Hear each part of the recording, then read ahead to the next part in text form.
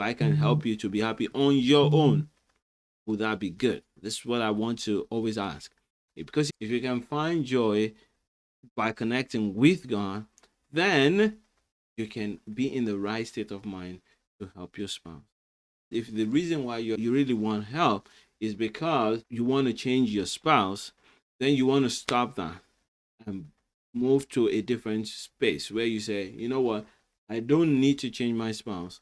What I want is to be happy as a person.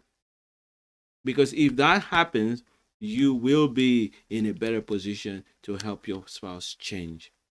You're not going to be trying to command them to change. You're not going to try to harass them to change. You're not going to try to guilt them into changing, but rather you're going to inspire them to change. And in order to inspire anyone to change, you want to be in a good place yourself. So the first thing I would want you to do is get to a space where you don't complain. So how do you know that you are happy in yourself? How do you know that you're not depending on the other person's behavior to make you satisfied? The way you know is the kind of conversations you have in your head with regards to your spouse. If the conversations you have in your head with your spouse is things like, you need to change this. Why can't a person like you do blah, blah, blah? For example, why can't you cook like any other person can cook? Or why can't my spouse be as romantic as others? Or why can't my spouse spend more time with me?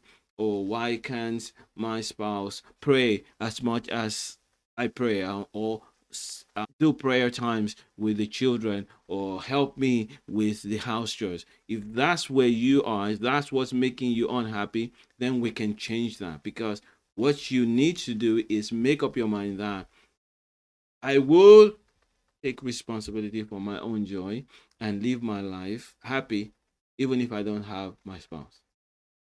Yes, only two happy people can make a happy marriage. Two happy people, two people who are satisfied and comfortable in God. When they come together, they make a very happy marriage.